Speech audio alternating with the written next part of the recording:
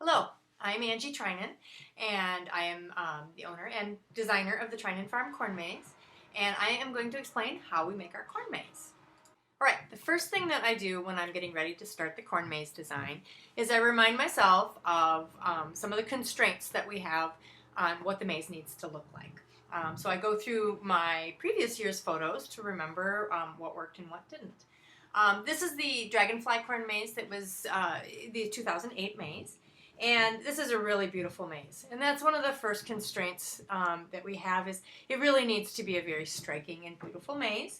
It needs to be instantly recognizable, or close to instantly. I don't want people going, is that a, banana or whatever?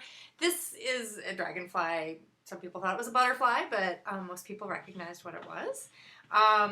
The mermaid is one of my favorites, and pretty easy to recognize that. We also have, last year we did the Icarus Corn Maze, and that was really pretty too. And I really love the Gecko Corn Maze. Again, all instantly recognizable or close to instantly recognizable main figures. The other constraint is it has to be a very good maze, a good experience for the visitors to be in the maze.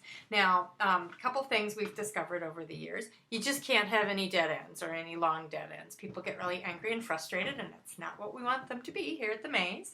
It needs to be challenging enough.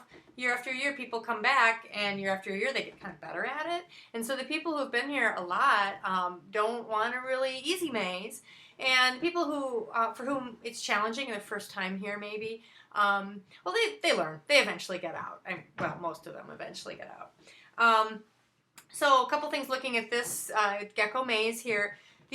Most of the trails are 5 feet wide, and we try to have at least 10 feet in between the trails so people won't see the trails nearby, especially as the corn dries down a little bit.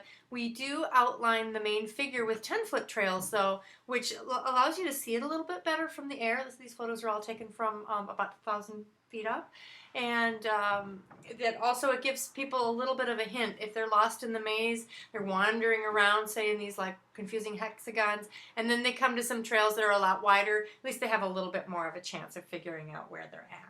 So these are some of the design constraints, and when I start designing the corn maze, one of the things I do is just look back at all these other mazes and remind myself of these things and get ready to think up some new ideas.